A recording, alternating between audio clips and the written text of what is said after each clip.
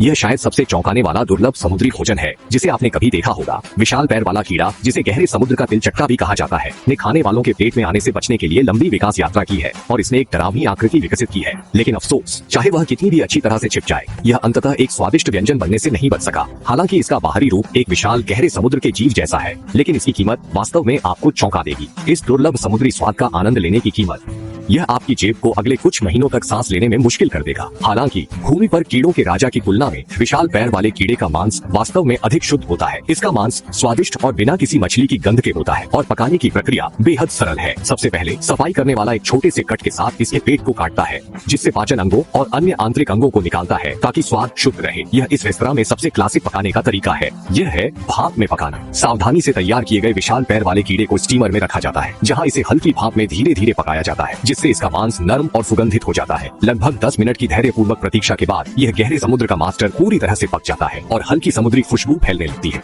इसके बाद मांस निकालने का महत्वपूर्ण चरण आता है। इस रेस्तरां में सबसे सीधा तरीका अपनाया जाता है, जिसमें कैंची से विशाल पैर वाले कीड़े को बीच से काटा जाता है, जिससे इसके अंदर का नरम ऊतक और समृद्ध मांस पूरी तरह से सामने आ जाता है। जैसे ही कैंची चलती है, कठोर खोल के नीचे छिपा हुआ भरपूर मांस तुरंत नजर आता है, जो कि केकड़े से भी अधिक समृद्ध होता है। शेफ सावधानी से चम्मच से उस सफेद और भरपूर कीड़े के मांस को निकालता है। हर एक कौर जैसे समुद्र की गहराइयों से मिली एक उपहार हो। अगर आप सीधे हाथ से पूरे विशाल पैर वाले कीड़े को उठाकर बड़े चाव से काटते हैं, तो वह मुलायम और रसदार मांस का टुकड़ा, वह अनुभव निश्चित रूप से आपके दिल की धड़कन बढ़ा देगा।